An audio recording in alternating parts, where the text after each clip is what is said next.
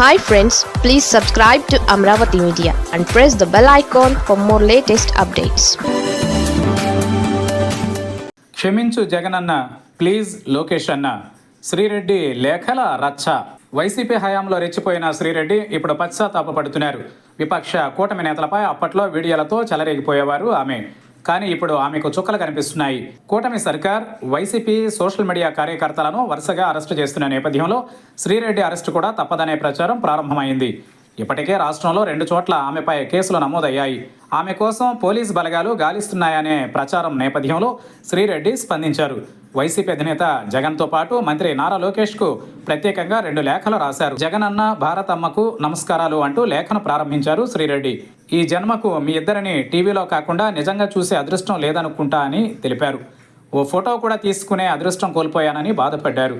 తన పేరుతో వైసీపీకి చెడ్డ పేరు తెచ్చానని, తాను చేసిన పనికి గత కొద్ది రోజులుగా సోషల్ మీడియాలో ఎంతో మంది దుమ్మెత్తిపోయడం తనను మానసికంగా కుంగదీస్తోందన్నారు. పార్టీని ప్రత్యర్థుల మాటల దాడి నుంచి కాపాడడానికి అనుకుంటూ ఎక్కువ డ్యామేజ్ చేశానని చెప్పుకొచ్చారు. గతంలో శ్రీరెడ్డి సాక్షి మీడియాలో పనిచేసేవారు. సాక్షి ఛానల్లో పనిచేసిన విషయాన్ని తాజాగా లేఖలో ప్రస్తావించారు శ్రీరెడ్డి. అప్పటి నుంచి తనకు నీ మీద గౌరవ మర్యాదలు ఏర్పడ్డాయని జగన్ను ఉద్దేశించి అన్నారు. వైసీపీ ముందు నుంచి పడిన కష్టాలు చూసి ఉడతా భక్తిగా జగనన్నకు సాయం చేద్దామనుకున్నట్లు తెలిపారు. వీర విధేయతతో ప్రత్యర్థులను టార్గెట్ చేసే క్రమంలో పార్టీని డ్యామేజ్ చేసినట్లు ఒప్పుకున్నారు శ్రీరెడ్డి. తాను చేసిన ప్రతి పని వల్ల మీరు ఎంత బాధపడ్డారో తెలుసు అని, తన పాపం మీకు అంటుకోవద్దని చెప్పుకొచ్చారు.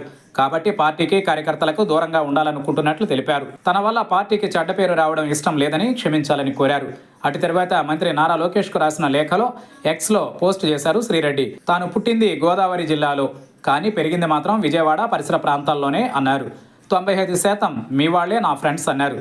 తన తల్లిదండ్రులు కూడా అక్కడే ఉంటారని, అమరావతికి రాజధాని రావడం వల్ల వాళ్ల సొంత ఇల్లు రేట్లు పెరిగాయని, అందుకే వారంతా మీకు ఓటు వేశారని గుర్తు చేశారు. మీరు కొన్ని విషయాలలో ఎంత మొండిగా ఉంటారు అంత మంచిగా ఉంటారని, అందుకే తాను గత వీడియోలో తన కుటుంబ సభ్యులే నాతో మీకు సారీ చెప్పించారని చెప్పుకొచ్చారు. మీతో డైరెక్ట్గా మాట్లాడమని చెప్పారని, కానీ నాకు అంత స్థాయి లేక ఈ లెటర్ రాస్తున్నట్లు తెలిపారు శ్రీరెడ్డి. గతంలో ప్రత్యర్థులను ఎంత దూషించానో తెలుసని, అందుకే క్షమాపణలు చెప్పానని, వెంకటేశ్వర స్వామి భక్తురాలిగా ప్రమాణం చేసి చెప్తున్నానని, తాను తప్పు చేసినట్లు అంగీకరిస్తున్నానని, ఈ లేఖ తాను తప్పించుకోవడానికి రాసింది కాదని, తిరిగి వైసీపీ వచ్చినా నా బుద్ధి వక్రమవుతుందని అనుకోవద్దని విజ్ఞప్తి చేశారు. మొత్తానికైతే ఏకకాలంలో శ్రీరెడ్డి జగన్తో పాటు లోకేష్కు లేఖ రాయడం విశేషం.